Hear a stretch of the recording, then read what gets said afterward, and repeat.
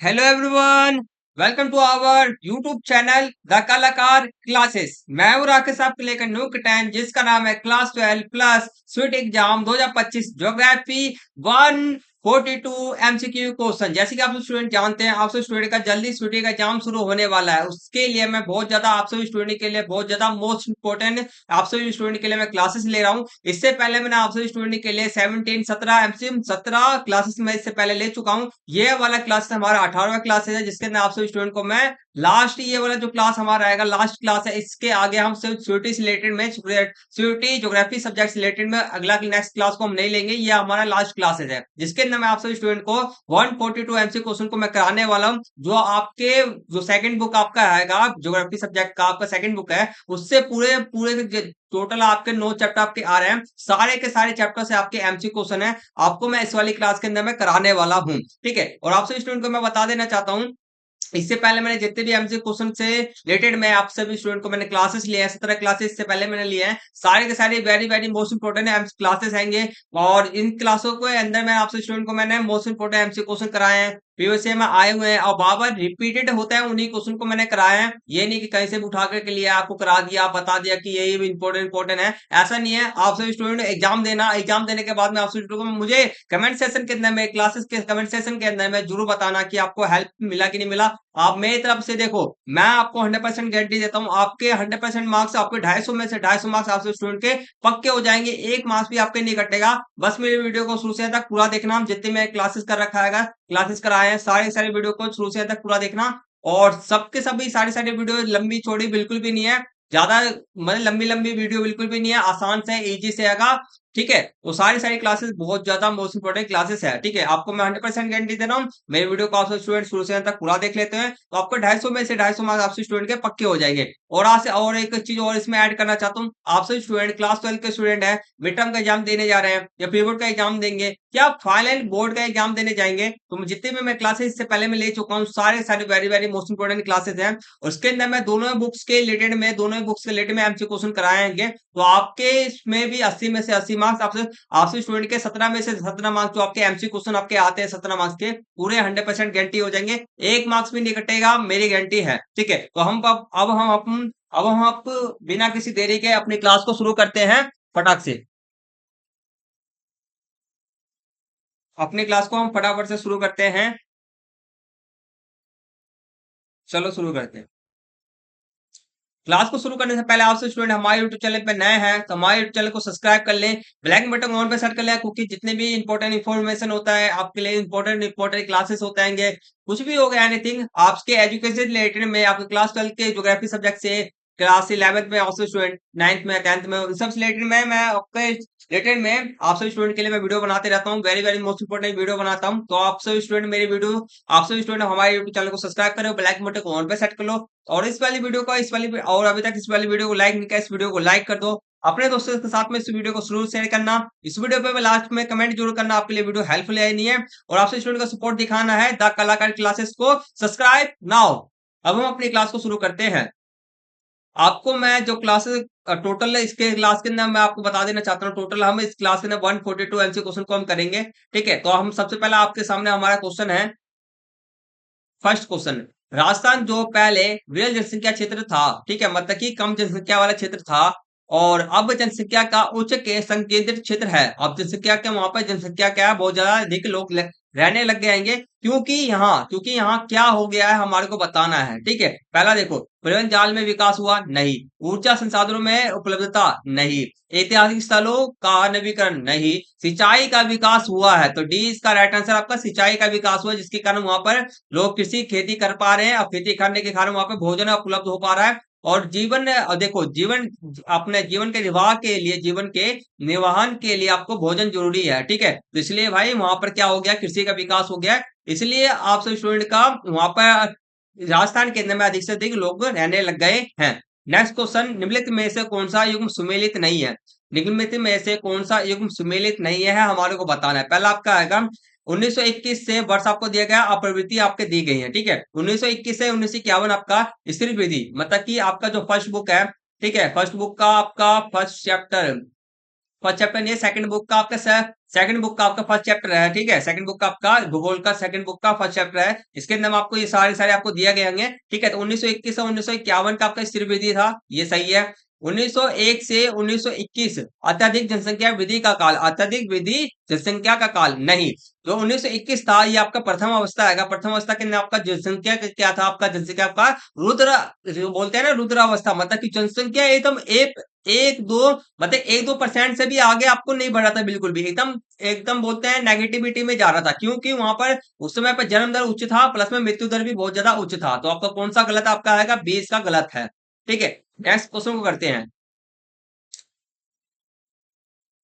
Next question third, Bharat, पहला आपका option आएगा, भारतीय जनसंख्या में किशोरावस्था की क्षमताओं का विकास, विकास देश के आर्थिक सामाजिक उत्थान के लिए अति आवश्यक है, ठीक है, सही है।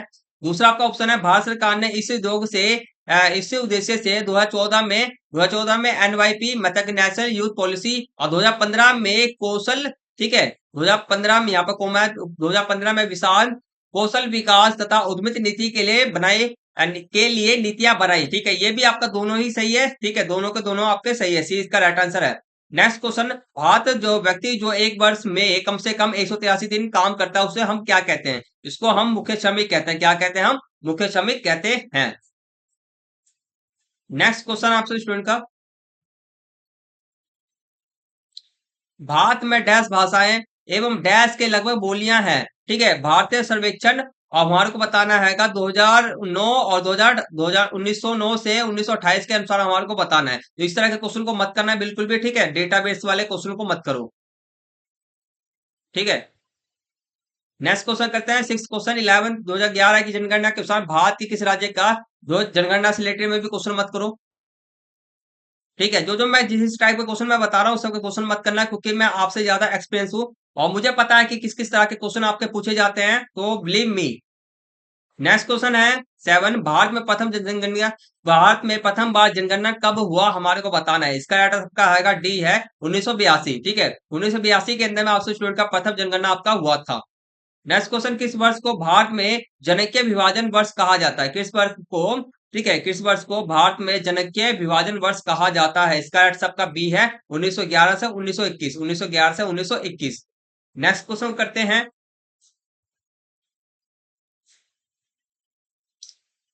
नेक्स्ट क्वेश्चन, विश्व विकास रिपोर्ट के अनुसार भारत, सॉरी, विश्व विश्व विकास रिपोर्ट के अनुसार भारत की जनगणना, भारत की जनसंख्या 135 करोड़ किस वर्ष होगी, ये भी क्वेश्चन भी हटा दो। नेक्स्ट क्वेश्चन, कुल जनसंख्या तथा नेवल कृषि क्षेत्र के बीच का अनुपात क्या कहलाता है, ठीक है। कुल जनसंख्या तथा नेवल कृषि क्षेत्र के बीच का अनुपात क्या कहलाता है हमारे को बताना है। इसका राइट आपका ए है, कायिक घनत्व कहते हैं, ठीक है। कुल जनसंख्या नेवल कृषि क्षेत्र मतलब कि कितना कृषि आपका कृषि करने योग्य क्षेत्र है, कितना कृषि करने योग्य क्षेत्र है, ठीक है। और अपना इसी को हम क्या कहते हैं, कुल जनसंख्या और आपके इसके बट्टे में नेवल कृषि क्षेत्र के बीच का अनुपात आपका कायिक घनत्व कहलाता है। नेक्स्ट क्वेश्चन करते हैं। नेक्स्ट क्वेश्चन, कथन एक, पहला, अनुसूचित भाषाएं वह भाषाएं जिन्हें भारतीय संविधान की 8वीं सूची में सम्मिलित किया गया है, ठीक है। अनुसूचित अनुसूचित भाषाएं वह भाषाएं जिसे संविधान के 8वीं अनुसूची में सम्मिलित किया गया है, ये पहला आपका सही है। दूसरा कथन आपका, भारतीय संविधान में कुल 22 भाषाओं को अनुसूचित किया गया है, सही बात है, 22 भाषाओं को अनुसूचित किया गया है, तो इसका राइट है सबका सी है, ठीक है, दोनों सही है, सही कथन। दूसरा कथन पहले कथन का समर्थन भी करता है। नेक्स्ट क्वेश्चन, भारत की जनसंख्या की प्राकृतिक विधि की गणना में सम्मिलित किया जाता है। जनसंख्या की प्राकृतिक विधि में अपना गणना के अंदर में, प्राकृतिक विधि की गणना के अंदर में किन किन तत्वों को शामिल किया जाता है हमारे को बताना है। तो इसका इसके दो चीज होते हैं, पहला आपका जन्म दर होता है आपका, दूसरा आपका मृत्यु दर होता है। जन्म दर माइनस आपका इसका फॉर्मूला क्या होता है, जन्म माइनस क्या होता है, जन्म दर माइनस में मृत्यु आपका इसका फॉर्मूला होता है। तो दो चीज को सम्मिलित किया जाता है, जन्म और मृत्यु। तो इसका राइट आंसर आपका पहला और दूसरा आपका है सी, इसका राइट आंसर है। नेक्स्ट क्वेश्चन, 2011 की जनगणना के अनुसार नहीं हटा दो, इस बार जनगणना वाले क्वेश्चन मत करना बिल्कुल भी। नेक्स्ट क्वेश्चन, 121 करोड़ किस जनगणना के साथ भारत की कुल जनसंख्या 21 से 121 करोड़, जनगणना वाले क्वेश्चन ही हटा दो, मत करो, इस तरह के क्वेश्चन नहीं आते हैं। नेक्स्ट क्वेश्चन 15, कथन ए आपका आएगा, जनसंख्या के घनत्व को प्रति इकाई क्षेत्र में व्यक्ति की जनसंख्या द्वारा व्यक्ति की संख्या द्वारा व्यक्त किया जाता है। ठीक है, जनसंख्या के धनत्व बताया है, मतलब कि जनसंख्या धनत्व की उसको परिभाषा क्या, आपका प्रति इकाई क्षेत्र में व्यक्ति की संख्या, मतलब कि एक क्षेत्र है उसमें कितने एक प्रति इकाई क्षेत्र या हमारा आएगा, कोई क्षेत्र मतलब मान के चलो ये हमारा क्या क्षेत्र है, एरिया है। ठीक है, इंग्लिश में एरिया कहते हैं। तो यहाँ पे क्या रहते हैं कि व्यक्ति सब रहते हैं, लोग सब आपके रहते हैं। ठीक है, द्वारा अभिव्यक्त किया जाता है, मतलब कि आपका कितना क्षेत्रफल है, क्षेत्रफल। ठीक है, क्षेत्रफल और बट्टे में आपका जनसंख्या। ठीक है, जनसंख्या, जनसंख्या इसको हम इसको दोनों को ऊपर नीचे रख देते हैं, भाग कर देते हैं, तो हमारा क्या निकलता है, हमारा घनत्व ने हमारा निकलता है। इसको घनत्व की परिभाषा ये। दूसरा कथन आपका आएगा, जनसंख्या के घनत्व में भूमि के संदर्भ में जनसंख्या के स्थानिक वितरण को बेहतर ढंग से समझने में सहायता मिलती है। हाँ, सही बात है, जनसंख्या के घनत्व के अंदर मतलब कहने का मतलब क्या आएगा, कितने क्षेत्र के अंदर में कितने लोग रहते हैं। तो इससे और इससे हमें क्या समझ में मिलता है, इससे हमें यह समझ में मिलता है कि जनसंख्या के घनत्व का हमें जनसंख्या के घनत्व से हमारे को ये पता चलता है कि कितने क्षेत्र के अंदर में, कितने भूमि के अंदर में कितने लोग रहते हैं। ठीक है, तो दोनों सही है, सही वाक्य भी करता है, सी इसका राइट आंसर है।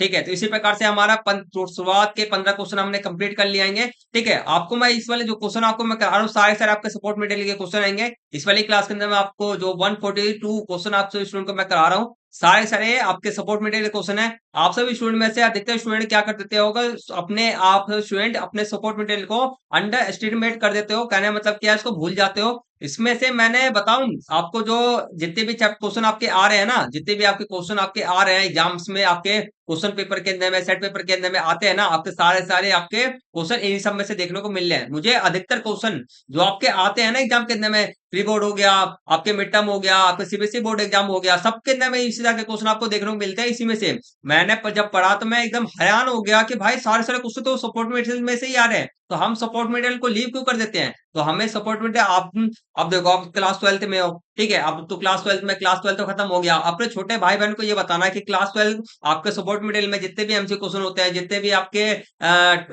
बड़े क्वेश्चन होते हैं, शॉर्ट क्वेश्चन होते हैं, लॉन्ग क्वेश्चन, सभी को कर देने के लिए बोला करो अपने भाई बहनों को, क्योंकि वह क्वेश्चन सारे सारे जो सपोर्ट मटेरियल के अंदर में क्वेश्चन होते हैं, आपके क्वेश्चन पेपर के अंदर में, जो प्रीवियस ईयर में क्वेश्चन पेपर होता है उसके अंदर में आए हुए क्वेश्चन सारे सारे होते हैं। ठीक है, तो अपने छोटे भाई बहन को जरूर कहना।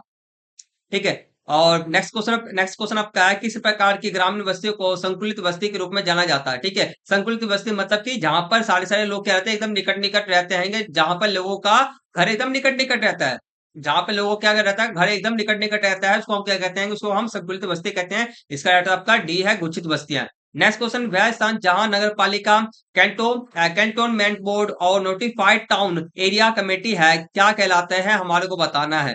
ठीक है, बताओ क्या कहलाते हैं, हमारा क्या कहलाते हैं, महानगर कहलाते हैं, जनगणना नगर कहलाते हैं, पर्यटन नगर कहलाते हैं, प्रशासनिक नगर कहलाते हैं। इसका राइट आपका डी है, प्रशासनिक नगर कहलाते हैं। ठीक है, जहां पे सारे सारे नगर पालिका, कैंटोनमेंट, ठीक है, नोटिफाइड टाउन, ये सब सारे सारे। ठीक है, नोटिफाइड मतलब कि आपका नोटिफाइड का मतलब क्या, जो क्या हो, सरकार की नजरों में हो, एरिया, और जिसका जो का एरिया जो होता है गूगल मैप पे भी हो, मतलब कि तो क्या हो, रजिस्टर्ड एरिया हो, क्या हो, रजिस्टर्ड एरिया हो। ठीक है, नेक्स्ट क्वेश्चन आपका आएगा, निम्नलिखित में से किस क्षेत्र में पल्ली बस्तियों के पाए जाने की संभावना अधिक है, पल्ली बस्तियों की। ठीक है, पल्ली बस्ती का मतलब क्या है, मतलब कि देखो, गुच्छित बस्ती मतलब कि सारे सारे बस्ती, सारे सारे घर क्या रहते हैं, निकट निकट रहते हैं। ठीक है, पल्ली में क्या होता है, थोड़ा सा दूर हो जाता है। ठीक है, एक तो गुच्छित होता है, फिर अर्धगुच्छित होता है। ठीक है, गुच्छित होता है, फिर अर्धगुच्छित होता है, फिर इसके बाद पल्ली की आता है, तीसरा आता है, मतलब कि थोड़ा सा दूरी दूरी। ठीक है, तो इसके कहाँ पर पाए जाते हैं, हमारे को बताना है। इसका राइट सबका ए है, हिमालय के नीचे जो घाटियों में। नेक्स्ट क्वेश्चन, कौन सी योजना का उद्देश्य ऐसे सघन क्षेत्र पर ध्यान केंद्रित करना है जो एक मॉडल के रूप में अन्य बढ़ते हुए शहरों के लिए लाइट हाउस का काम करता है, मतलब कि कौन सी ऐसी योजना का उद्देश्य है ऐसे सघन क्षेत्र पर ध्यान केंद्रित करना है, सघन क्षेत्र पर ध्यान केंद्रित करना है जो एक मॉडल के रूप में अन्य बढ़ते हुए शहरों के लिए लाइट हाउस का काम करता है। मतलब कहने मतलब क्या है, एक ऐसी योजना है जो क्या करता है, एक बहुत बढ़िया एरिया का निर्माण करता है। ठीक है, इसका राइट आपका सी है, smart city mission. Smart city mission क्या करता है, जितने भी शहर होते हैं ना, शहरों को एकदम सारे सारे सुविधा पूर्वक, एकदम सारे सारे सुविधा पूर्वक बना देना, एकदम वहां पर वातावरण हो गया, लाइट वाइट हो गया, संसाधन संसाधन हो गया, जितनी भी टेक्नोलॉजी वगैरह वगैरह, सब कुछ एकदम ए टू जेड, बोलते हैं ना ए टू जेड, एकदम सब कुछ बढ़िया होना। ठीक है, तो वही क्या करता है स्मार्ट सिटी मिशन, ये करता है वहां पे जो कोई भी शहर होता है उसको एकदम बहुत बढ़िया तरीके से चमका देता है। ठीक है, तो कौन करता है, इसका राइट आपका सी है, smart city mission. Next question करते हैं 5। नेक्स्ट क्वेश्चन, पांचवा क्वेश्चन, निम्नलिखित में से कौन से शहर नदी तट पर स्थित नहीं है? कौन सा शहर नदी तट पर स्थित नहीं है, मतलब कि उसके नदी तट पे, मतलब क्या नदी तट में, नदी इसके पास में स्थित नहीं है? हाँ, कौन सा शहर नहीं है हमारे को बताना है। इसका सबका डी है, भोपाल नहीं है। बाकी सारे सारे आपके हैं। ठीक है, गंगा हो गया, पटना हो गया। गंगा आपका किस पे आएगा? आगरा किस पे आएगा? आगरा आपका यमुना पे आएगा। पटना गंगा आएगा। कोलकाता किस पे आएगा? हुगली नदी पर आएगा। ठीक है। नेक्स्ट क्वेश्चन करते हैं, निम्नलिखित में से कौन सा नगर गैरिसन नगर नहीं है? कौन सा नगर आपका गैरिसन नगर नहीं है? इंग्लिश में बोले तो केंट एरिया नहीं है। इसका आंसर आपका ए है। ठीक है, लखनऊ नहीं है। बाकी ये तीनों को तीनों आपका है, जलंधर हो गया, बबीना हो गया, अंबाला हो गया, ये सारे हैं। नेक्स्ट क्वेश्चन, 1950 के बाद औद्योगिक उद्योगों पर आधारित किस नगर का जन्म हुआ? 1950 के बाद आधुनिक नगरों, ठीक है, आधुनिक उद्योगों पर आधारित किस नगर का जन्म हुआ? इसका आंसर आपका डी है, जमशेदपुर का जन्म हुआ। नेक्स्ट क्वेश्चन, महानगर किसे कहते हैं? महानगर किसे कहते हैं? ए इसका राइट आंसर है, 1 लाख से अधिक जनसंख्या वाले नगरीय, ठीक है, नगरीय जनसंख्या। 1 लाख से अधिक नगरीय जनसंख्या, मतलब कि एक ऐसा नगर जिसकी जनसंख्या क्या है, जिसकी जनसंख्या आपका 1 लाख से आपका क्या है, अधिक है। 1 लाख से क्या आपका अधिक है। ठीक है, जिसको हम क्या कहेंगे, महानगर कहते हैं। नेक्स्ट क्वेश्चन, भारत का सबसे बड़ा नगरीय संकुल कौन सा है? नगरीय संकुल का मतलब आपका है जहां पर आपके अधिक से अधिक नगर रहते हैं। ठीक है, जहां पर अधिक से अधिक आपके नगर है, तो इसका राइट सबका आएगा बृहत मुंबई। क्या आएगा आपका? बृहत मुंबई के अंदर में आपके बहुत ज्यादा सिटी ही सिटी आपके हैं। ठीक है, नगरीय संकुल मतलब जहां पर नगरों की संख्या बहुत ज्यादा अधिक है। ठीक है। ठीक है, नेक्स्ट क्वेश्चन, निम्न में से कौन सा प्राचीन नगर का उदाहरण है? निम्न में से कौन सा एक प्राचीन नगर का उदाहरण है? ए इसका राइट आंसर है बनारसी। ठीक है, बनारसी, बनारसी। नेक्स्ट क्वेश्चन 11, निम्न में से, नेक्स्ट क्वेश्चन 11, निम्न में से कौन सा प्रशासनिक नगर नहीं है? निम्न में से कौन सा प्रशासनिक नगर नहीं है? प्रशासनिक नगर को इंग्लिश में क्या बोलेंगे? कैपिटल। क्या बोलेंगे? Capital.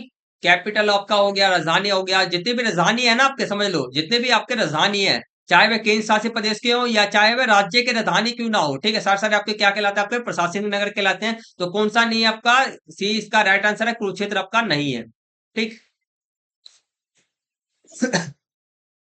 Next question, smart city mission का उद्देश्य क्या उद्देश्य है? स्मार्ट सिटी मिशन का क्या उद्देश्य है हमारे को बताना है। ठीक है, शहरों में आधारभूत सुविधाओं को बढ़ावा देना। देखते हैं, शहरों में जनसंख्या को बढ़ावा देना नहीं, शहरों में जनसंख्या को घटाना नहीं, कोई नहीं। तो इसका राइट सबका ए है, शहरों में आधारभूत सुविधाओं को बढ़ावा देना। मैंने बताया था ना अभी ऊपर में आपको डेफिनेशन बताया था। ठीक है।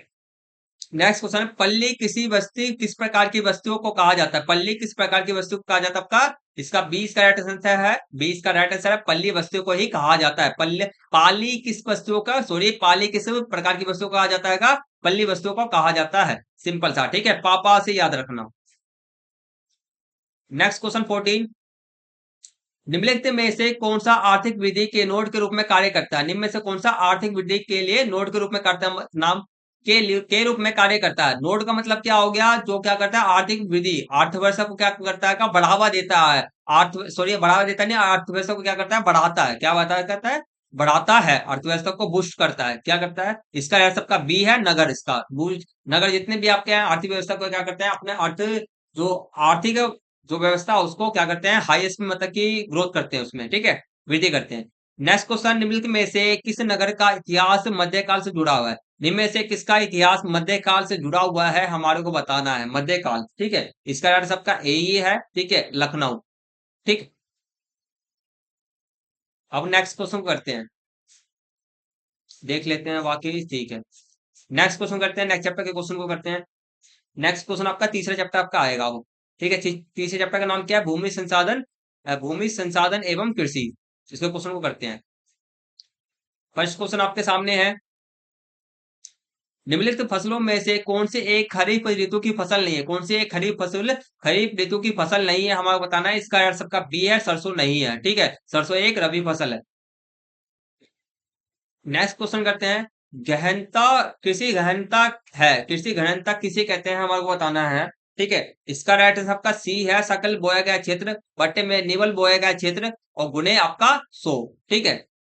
फिर से इसके फॉर्मूला करते हैं। किसी घंटा मतलब की, किसी घंटा मतलब क्या है पहले समझ लेते हैं। किसी घंटा मतलब की कृषि कितनी मात्रा में, कितनी घनन मात्रा में, कितनी ज्यादा मात्रा में किया जा रहा है। ठीक है, मतलब कि एक बहुत बढ़िया एरिया होगा, एरिया का होगा बहुत बड़ा होगा, और वहां पर बहुत बड़े एरिया में आपको एकदम पूरा भरपूर मात्रा में आपका कृषि किया जा रहा है। ठीक है, तो वहां पर इसको हम क्या कहते हैं, सकल बोया का क्षेत्र, निबल बोया का क्षेत्र, गुने में हम 100। इस प्रकार से हम किसी घनता को निकाल सकते हैं। नेक्स्ट क्वेश्चन, भारत के कौन से राज्य में किसान चावल की तीनों फसलें बोते हैं? चावल की तीनों फसलें बोलते हैं, कौन कौन सा आपके फसल के नाम है? ओस, अमन, बोरो। इसका सबका डी है पश्चिम बंगाल। नेक्स्ट क्वेश्चन को करते हैं। नेक्स्ट क्वेश्चन, निम्नलिखित फसलों में से,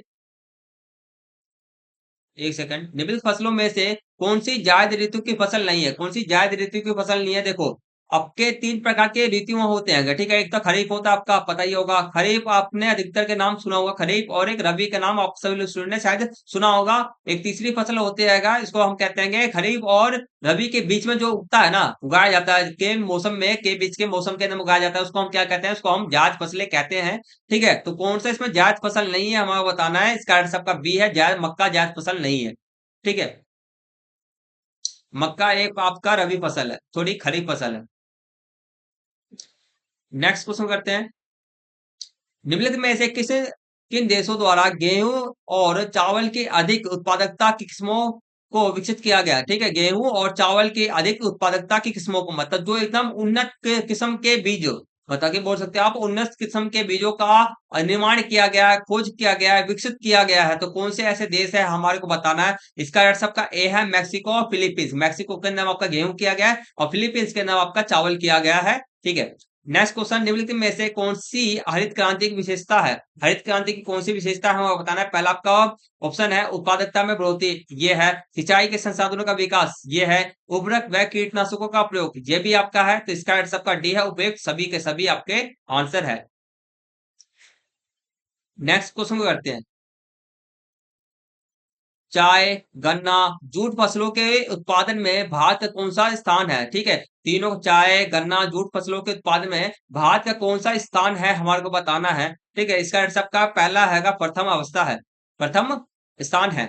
नेक्स्ट क्वेश्चन, भारत में कौन सा संगठन प्रशासनिक इकाई के भौगोलिक क्षेत्रों को मापता है? प्रशासनिक इकाई के भौगोलिक क्षेत्रों को मापता है। इसका सबका बी है, भारतीय सर्वेक्षण विभाग। क्या करता है प्रशासनिक इकाई, मतलब कि क्षेत्र को नापा जोपी कौन करता है भाई? क्षेत्रों का नापा जोपी का सारा सारा जिम्मा किसके पास जाता है? भारतीय सर्वेक्षण विभाग। नेक्स्ट क्वेश्चन, निम्नलिखित में से कौन सी मोटे अनाज वाली फसल है? कौन सी मोटे अनाज वाली फसल है हमारे को बताना है। इसका आंसर आपका सी है, रागी। नेक्स्ट क्वेश्चन, निम्नलिखित में से कौन सी फसल को नरमा के नाम से जाना जाता है? कौन सी फसल को नरमा के नाम से जाना जाता है? इसका आंसर सबका बी है, कपास। एक बी है, कपास। नेक्स्ट क्वेश्चन करते हैं, एक सेकंड, हाँ अब करते हैं। नेक्स्ट क्वेश्चन, निम्नलिखित में से कौन सी फसलें व्यापारिक फसलें हैं? निम्न में से कौन सी फसलें व्यापारिक फसलें हैं हमारे को बताना है। कौन सी फसलें व्यापारिक फसलें हैं? ठीक है, बताओ कौन सी फसल है। इसका आंसर सबका ए है, गन्ना और कपास। गन्ना और कपास आपसे स्टूडेंट के व्यापारिक फसलें हैं, ठीक है। व्यापारिक फसलें मतलब कि जिसे अधिक से अधिक आपका बेचा जाता है, व्यापार किया जाता है, ठीक है। नेक्स्ट क्वेश्चन, निम्नलिखित में से कौन सी फसल का उपयोग पेय पदार्थ के रूप में किया जाता है? कौन सी फसल का उपयोग पेय पदार्थ, पीने के पदार्थ के रूप में किया जाता है? तो गन्ना भी आपसे स्टूडेंट के मन के अंदर में चल रहा होगा, चाय भी चल रहा होगा, बाकी ऐसे दोनों के दोनों नहीं है। इसका आंसर सबका बी है, चाय, ठीक है। बाकी देखो, हम क्या है, चाय को हर एक मौसम में पी सकते हैं, गन्ने को हर एक मौसम में पी सकते हैं क्या? नहीं ना। बाकी दोनों के दोनों पेय पदार्थ है। इसका आंसर सबका पेय पदार्थ के रूप में करते हैं, तो इसका आंसर सबका बी है, ठीक है। अधिकतर आपका बी है। बी को ही लगा के रखना, ये बी को ही इसका राइट आंसर लगाना, ए को मत लगाना, ठीक है। नेक्स्ट क्वेश्चन, वर्षा निर्भर कृषि को किस नाम से जाना जाता है? ठीक है, वर्षा निर्भर कृषि को किस प्रकार से, किस नाम से जाना जाता है? इसका आंसर सबका बी है, बरानी। इसका आंसर सबका बी है, बरानी। नेक्स्ट क्वेश्चन 14, भारत अधिकतर किस किस्म की कॉफी का उत्पादन करता है? भारत अधिकतर किस कॉफी की उत्पादकता, किस किस्म की उत्पादकता उत्पादन करता है हमारा बताना है। इसका सबका सी है, अरेबिका, ठीक है। तीन प्रकार के कॉफी के किस्म होते हैं, तीनों के तीनों आपके सामने आएंगे, ठीक है। तो आपका भारत आपका अरेबिका ज्यादा से ज्यादा उगाता है। नेक्स्ट क्वेश्चन इसका नेक्स्ट आपका लास्ट क्वेश्चन आएगा इस चैप्टर का। भारत के किस भाग में सबसे पहले चाय की कृषि प्रारंभ की गई? ठीक है, भारत की किस भाग के अंदर में सबसे पहले चाय की कृषि का प्रारंभ किया गया हमारे को बताना है। इसका सबका डी है, असम की ब्रह्मपुत्र घाटी, असम की ब्रह्मपुत्र घाटी। नेक्स्ट क्वेश्चन करते हैं, अब हम नेक्स्ट चैप्टर की ओर बढ़ते हैं। फोर्थ, अब हमारा नेक्स्ट चैप्टर जो है हमारा है फोर्थ है, फटाफट बढ़ते हैं। ठीक है, नेक्स्ट चैप्टर आपका क्या, जल संसाधन। ये आपके सेकंड बुक का सारे सारे क्वेश्चन आपके चल रहे हैं, एमसी क्वेश्चन, ठीक है। नेक्स्ट चैप्टर का आपका फोर्थ चैप्टर का फर्स्ट क्वेश्चन आपका है, निम्नलिखित में से किस नदी बेसिन का कुल पुनः पूर्ति योग्य भूम जल संसाधन सबसे कम है। भूम जल संसाधन क्या आपका सबसे कम है, इसका अर्थ सबका ए है तापी नदी, ठीक है। अब पुनः पूर्ति भूम जल क्या होता है, इसका मतलब यह है कि देखो एक नदी आप सब लोग जानते हो तापी एक नदी है, ठीक है। तो ताप देखो नदी सब क्या होता है, देखो नदी के अंदर में आपका पानी कैसे भरा रहेगा, देखो नदी में पानी भरा कैसे रहता है, ये तो वर्षा से भरा रहता है, आपका हिमालय से जो पानी निकलता है उससे भरा रहता है, ठीक है। बाकी छोटे मोटे नदी से जुड़ा हुआ हो तो भरा रहता है उसमें पानी, ठीक है। तो आपका गंगा के अंदर में सबसे अधिक है, आपका पुनः पूर्ति जल किसके अंदर सबसे ज्यादा अधिक है, आपका गंगा के अंदर में है, ठीक है। बाकी आपका इन सब में से आपका तापी का सबसे कम है, ठीक है। तापी के अंदर में क्या होता है, ये इसके अंदर में पानी की वर्षा, देखो वर्षा पे ही निर्भर रहता है। आप तापी उधर के देखो पहले तो अपना तापी जो कहाँ पर आता है, आपका साउथ के साइड में आपका नदी है, साउथ का नदी के आसपास साउथ का नदी है, ठीक है। तो वहां पर हिमालय तो है नहीं, तो हमारे और हमारा गंगा क्या है, बारहमासी नदी है, मतलब कि 12 मासा 12 महीने इसमें पानी भरा रहता है, तापी के अंदर में नहीं रहता है। क्यों नहीं रहता, क्योंकि वहां पर हिमालय नहीं है, ठीक है। तो इसका राइट आपका ए है। नेक्स्ट क्वेश्चन, निम्नलिखित कथनों को ध्यान से पढ़कर असत्य कथन का हमारे को चयन करना है। असत्य कथन का हमारे को क्या करना है, चयन करना है। चलो करते पढ़ते हैं इसको। पहला आपका ऑप्शन है जल एक अजैविक संसाधन है। जल क्या आपका एक अजैविक संसाधन है, पहला राइट है। नेक्स्ट क्वेश्चन है, नेक्स्ट ऑप्शन, पृथ्वी पर मानव तथा अन्य जीवों के प्रयोग के लिए अलवणीय जल की मात्रा 3% है, ठीक है। अलवणीय जल, ठीक है, 3% है, सही है। 3% के आसपास में ही है। गोदावरी कृष्ण कावेरी को वार्षिक जल प्रवाह का उपयोग गंगा और ब्रह्मपुत्र नदियों की अपेक्षा अधिक होता है, नहीं, ठीक है। तीसरा आपका गलत है, ठीक है। पहला आपका दूसरा है, दोनों का दोनों राइट है। देखो कहना क्या है, देखो तीसरे वाले में क्या कह रहा है, गोदावरी हो गया कृष्ण और कावेरी में वार्षिक जल का प्रवाह उपयोग, ठीक है, प्रवाह का उपयोग गंगा और ब्रह्मपुत्र नदियों की अपेक्षा अधिक होता है, नहीं, सबसे ज्यादा गंगा और ब्रह्मपुत्र के में इसका पानी का उपयोग अधिक से अधिक होता है। नेक्स्ट क्वेश्चन करते हैं। नेक्स्ट क्वेश्चन आपके सामने है, चौरसा सतह तथा अनप्रवाहित ध्रुवणी वाली छोटी झीलों को क्या कहते हैं, हमें बताना है। इसका आंसर सबका बी है, पलाया, ठीक है। पलाया हम कहते हैं चौरसा सतह अनप्रवाहित ध्रुवणी, ठीक है। मतलब झीलें क्या होता है, तो पहले इसमें क्या होता है, चौरसा सतह चौकोर तराग, चौरसा सतह मतलब की चौड़ाई वाले सतह, अनप्रवाहित ध्रुवणी मतलब कि इसमें कोई भी नदी वदी वगैरह वगैरह जुड़े नहीं रहते हैं, उसको हम क्या कहते हैं, पलाया कहते हैं, सिंपल सा। नेक्स्ट क्वेश्चन, भारत में भूम जल का सर्वाधिक उपयोग करने वाले राज्य निम्नलिखित में से कौन सा है। भूम जल मतलब कि भूमि के अंदर के अधिक से अधिक, भूमि के अंदर के जल का अधिक से अधिक प्रयोग करते हैं, कौन से ऐसे राज्य है हमारे को बताना है। इसका आंसर सबका ए है, पंजाब हरियाणा राजस्थान, पंजाब हरियाणा राजस्थान इसके आंसर है। नेक्स्ट क्वेश्चन को करते हैं। नेक्स्ट क्वेश्चन, धरातलीय और भूमजल का सर्वाधिक उपयोग किस क्षेत्र में है। धरातलीय और भूमजल का उपयोग सर्वाधिक किस क्षेत्र के अंदर में है, हमें बताना है। तो देखो इसका राइट सबका बी है, कृषि। नेक्स्ट क्वेश्चन, हीराकुंड बांध का निर्माण किस नदी पे किया है, ठीक है। हीराकुंड बांध का निर्माण किस नदी पर है, इसका राइट सबका सी है, महानदी। नेक्स्ट क्वेश्चन करते हैं, वर्षण से प्राप्त जल कैसा होता है। वर्षण से प्राप्त आपका जल कैसा होता है, अलवणीय होता है। नेक्स्ट क्वेश्चन, वर्षा का जल बहकर नदियों झीलों तालाबों में चला जाता है तो उसे हम क्या कहते हैं। इसके हम इसका बी इसका राइट आंसर है, पृष्ठ जल कहते हैं। नेक्स्ट क्वेश्चन करते हैं, कथन ये आपका है, जल संसाधनों को तेजी से निमीकरण हो रहा है। हाँ, जल संसाधनों को क्या तेजी से खराब होते जा रहे हैं, उनका दोहन किया जा रहा है, जिसके कारण वह निम्नीकरण हो रहा है, मतलब कि खत्म होते जा रहे हैं। दूसरा आपका ऑप्शन है, जल प्रदूषण देश के विभिन्न भागों में विषैली धातुओं, फ्लोराइड्स और नाइट्रेट्स के संकेतन के कारण होता है। हाँ सही बात है। देखो हमारे जितने भी उद्योग धंधे होते हैं, उद्योग सब होते हैं, क्या करते हैं, फ्लोराइड्स पानी के अंदर में छोड़ देते हैं, नाइट्रेट्स एकदम दोनों के दोनों आपको विषैली तत्व हैं, ठीक है। इसके कारण हमारे पानी के अंदर जल के अंदर चले जाते हैं, जिसके कारण जल का क्या होता है, निम्नीकरण होता है, जल खराब हो जाता है, ठीक है। दोनों ही सही है, तो इसका ये राइट आंसर सबका ए है, दोनों कथन सही है। अब बी कथन ए कथन का सही वाक्य भी करता है। अब हम नेक्स्ट क्वेश्चन करते हैं। नेक्स्ट क्वेश्चन, 10th, भारत के किस राज्य में कुओं और नलकूपों द्वारा सिंचित क्षेत्र सर्वाधिक अधिक है। मतलब कि कौन किस राज्य के अंदर में कुओं और नलकूपों द्वारा अधिक से अधिक सिंचाई किया जाता है, किस राज्य के अंदर में। इसका आंसर आपका बी है, गुजरात। नेक्स्ट क्वेश्चन, नमामि गंगे परियोजना किस नदी से संबंधित है। गंगा नदी से संबंधित है। नेक्स्ट क्वेश्चन, भारत में जल क्रांति अभियान कब शुरू किया गया, आरंभ किया गया, सॉरी आरंभ किया गया। जल क्रांति अभियान कब आरंभ किया गया? इसका आंसर सबका ए है 2015 2016, 2015 2016। नेक्स्ट क्वेश्चन, बिहार, एक सेकंड, बिहार, पश्चिम बंगाल के कुछ भागों में सखिया अर्सेनिक के संकेंद्रण में वृद्धि किए किस कारण हो रहा है? इसका आंसर सबका ए है अधिक जल निकालने के कारण। क्या होता है हमारे जो भूमि जल को हम अधिक से अधिक से निकालते हैं, जिसके कारण हमारी मिट्टी के अंदर में क्या पाया जाता है, हमारे अर्सेनिक तत्व पाया जाता है। ठीक है, तत्व पाया जाता है जो हमारे इसको निकालने के कारण हमारे मिट्टी के उपरत्व में आ जाते हैं, और मिट्टी के ऊपर में आने के कारण वो मिट्टी की जो उर्वरता क्षमता उत्पादकता क्षमता होता है ना, उसको कम कर देता है, अर्सेनिक ये सब करता है।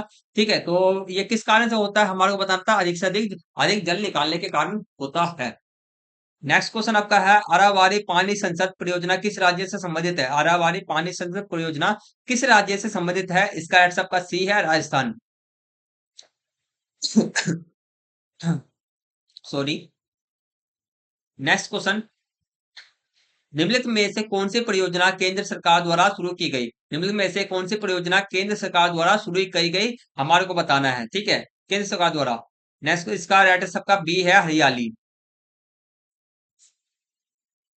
नेक्स्ट क्वेश्चन, हरियाली परियोजना किस क्षेत्र के विकास से संबंधित है? हरियाली परियोजना किस क्षेत्र के विकास से संबंधित है? वनीकरण, मिट्टी संरक्षण, फसल उत्पादन। इसका अर्थ आपका बी है जल संभर प्रबंधन। ठीक है, आप स्टूडेंट को मैं क्वेश्चन पढ़ा करके, क्वेश्चन को समझा करके डायरेक्ट आंसर को बता दे रहा हूँ, जिससे कि आपसे स्टूडेंट का ऑप्शन को पढ़ने में ज्यादा समय वेस्ट नहीं होगा, और हम अपनी क्लास को जल्दी से जल्दी फिनिश कर पाएंगे, और आपका समय भी बचेगा। ठीक, तो इसका अर्थ आपका बी है जल संभर प्रबंधन। नेक्स्ट क्वेश्चन 17, निम्नलिखित में से कौन सी विधि वर्षा जल संग्रह से संबंधित नहीं है? वर्षा जल संग्रह से संबंधित नहीं है, हमारे को बताना है। इसका सबका डी है इरिस, इरिस नहीं है। नेक्स्ट आपका लास्ट क्वेश्चन है इस चैप्टर का, निम्नलिखित में से कौन सा कार्यक्रम जल संभरण प्रबंधन से संबंधित नहीं है? जल संभरण प्रबंधन मतलब कि जल को एकत्र करने से संबंधित नहीं है, तो इसका सबका डी है वनो। ठीक है, वन महोत्सव आपका ये नहीं है। अब हम अपने नेक्स्ट चैप्टर के एमसी क्वेश्चन को हम करेंगे फटाफट से। नेक्स्ट चैप्टर पे चलते हैं। नेक्स्ट चैप्टर आपका है खनिज और ऊर्जा संसाधन। नेक्स्ट चैप्टर का सबसे पहला आपका क्वेश्चन है, फर्स्ट क्वेश्चन, निम्नलिखित में से कौन सा धात्विक खनिज नहीं है? कौन सा धात्विक खनिज नहीं है? मतलब कि ऊर्जा का संचरण नहीं करता। ठीक है, ऊर्जा और धात्विक मतलब क्या, धातुविक खनिज नहीं है आपका, मेटेलिक, इसको इंग्लिश में होता है मेटल, मेटेलिक आपका खनिज नहीं है। ठीक है, तो कौन सा नहीं है? इसका आंसर आपका बी है अभ्रक नहीं है। ठीक है, अभ्रक का उपयोग आपका अधिक से अधिक इलेक्ट्रॉनिक सामान सब होता है। ठीक है, इस समय किया जाता है। नेक्स्ट क्वेश्चन करते हैं। नेक्स्ट क्वेश्चन आपके सामने है, दिए गए कथनों को ध्यानपूर्वक पढ़िए और सही विकल्प का हमें चयन करना है। ठीक है, और आप सब लोग एक चीज नोटिस कर रहे हो कि मैं हर एक क्वेश्चन को एकदम डिटेल में पढ़ा रहा हूँ, फिर समझा रहा हूँ। ठीक है, तो आपको अपने एग्जाम के अंदर में सेम एज इट इज ही करना रहेगा। ठीक है, आप सब स्टूडेंट को अपने एग्जाम के अंदर सबसे पहले एकदम बढ़िया तरीके से पढ़ना है, क्वेश्चन को पढ़ना है, समझना है, और क्वेश्चन में क्या पूछा जा रहा है फिर जाकर के उत्तर देना है। ऐसे आप करोगे तो आपके गलती करने की संभावना आपका कम हो जाएगा, और आप स्टूडेंट के बट्टे में से 250 में से 250 मार्क्स आपके पक्के हो जाएंगे। बहुत सारे बच्चे यही गलती करते हैं, क्वेश्चन को ढंग से पढ़ते नहीं है और आंसर दे देते हैं, जिसके कारण गलत हो जाता है काम। पहले क्वेश्चन को समझो, फिर आंसर अपने आप से मिल जाएगा। ठीक है, तो हमें सही विकल्प का हमारे को चयन करना है। पहला आपका ऑप्शन है खनिज क्षेत्र में समान रूप से वितरित है, खनिज क्षेत्र समान रूप से वितरित है, गलत। खनिज क्षेत्र आपका असमान रूप से वितरित है, कहीं पे ज्यादा है कहीं पे कम है। ठीक है, दूसरा आपका ऑप्शन है खनिज की गुणवत्ता मात्रा के बीच विपरीत संबंध पाया जाता है। इसका मतलब यह है कि खनिज देखो, कहीं पे एक मान लो ये एक क्षेत्र है, यह एक क्षेत्र है, यहाँ पे खनिज की मात्रा बहुत ज्यादा है, मतलब संख्या में आपका बहुत ज्यादा है, मगर यहाँ पे दूसरा क्षेत्र का खनिज आपका कम थोड़ा सा जरूर है। ठीक है, आपका खनिज क्या है, थोड़ा सा है, मगर बहुत क्या बोलते हैं, उन्नत क्वालिटी का आपका है, गुणवत्ता का है। ठीक है, और यहाँ पर संख्या में बहुत ज्यादा है मगर क्वालिटी क्या आपका कम है, तो इसका मतलब दूसरे वाले ऑप्शन का मतलब यही है। तीसरा आपका ऑप्शन है समय से खनिज समय के साथ समाप्त हो जाते हैं। सही बात है, खनिज समय के साथ क्या हो जाते हैं, समाप्त तो हो जाते हैं। तो इसका आंसर सबका हमें बताना सही ऑप्शन कौन कौन से हैं। 20 का राइट आंसर है केवल दूसरा और तीसरा आपका राइट आंसर है। सॉरी, नेक्स्ट क्वेश्चन को आपको हम करते हैं। थोड़ा गला में सर्दी हो रखा है, जुकाम हो रखा है, इसलिए थोड़ी सी परेशानी हो रही है। बाकी कोई आशा करता हूँ सिस्टम को कोई डिस्टर्बेंस नहीं हो रहा होगा। नेक्स्ट क्वेश्चन आपका, निम्न कथनों पर विचार कीजिए।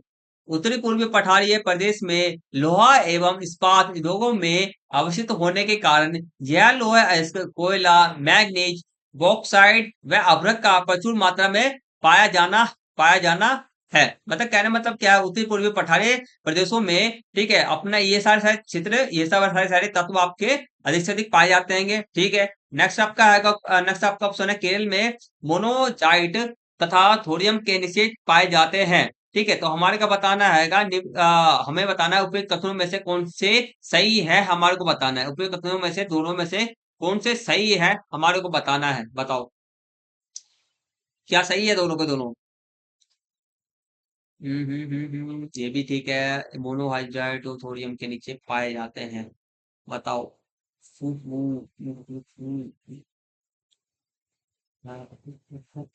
पहला आपका सही है, पहला वाला ऑप्शन तो आपका राइट है, ठीक है। अ, इस क्वेश्चन का आंसर क्या है। तेल में मोनोजाइट और थोरियम के नीचे पाए जाते हैं। एक सेकंड रुकेंगे, थोड़ा सा रुकेंगे। अ,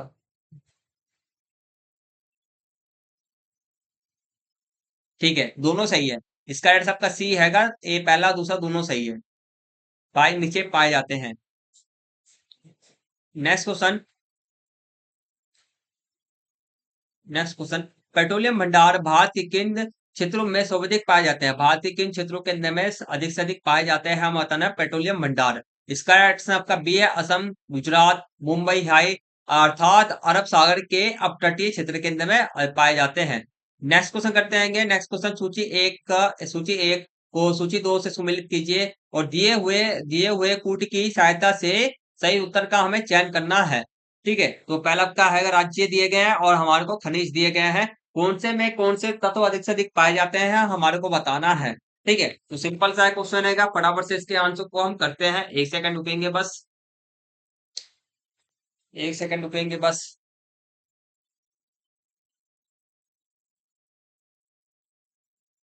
चलो क्वेश्चन को करते हैं, ठीक है। राजस्थान, राजस्थान के अंदर आपका क्या पाया जाएगा, बताओ।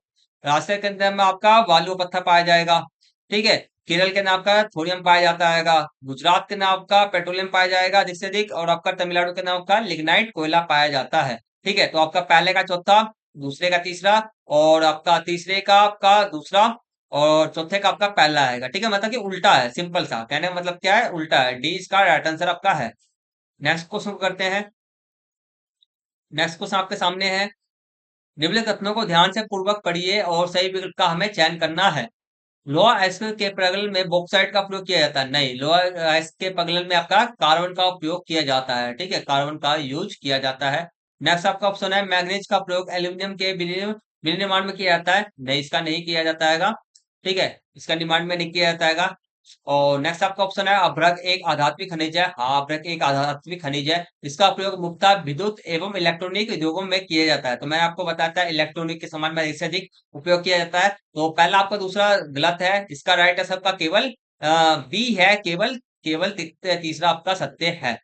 नेक्स्ट क्वेश्चन, निम्नलिखित में से कौन सा एक ऊर्जा का परंपरागत संसाधन नहीं है। ऊर्जा का एक परंपरागत संसाधन नहीं है, मतलब कि क्या है, इसका मतलब यह है कि जो अभी अभी डेवलप किया गया है, ऊर्जा का संसाधन अभी अभी जो आधुनिक हो, जो अभी क्या हो, एकदम न्यू जनरेशन का हो, तो कौन सा है हमारा, इसका सबका सी है, जैव जैव ऊर्जा, बायोमास। ये कैसे करते हैं, गोबर हो गया, सड़े गले अपना क्या पेड़, क्या बोलते हैं, सब्जी वब्जी वो सब हो जाता है, पेड़ पौधे सब होते हैं, उन सबसे जैव मास बायोगैस आपका बनता है, ठीक है। ये आपका ऊर्जा का नया नया स्रोत है, और इसका उपयोग कम होता है, मगर थोड़ा बहुत यूज किया जाता है इसका भी, ठीक है।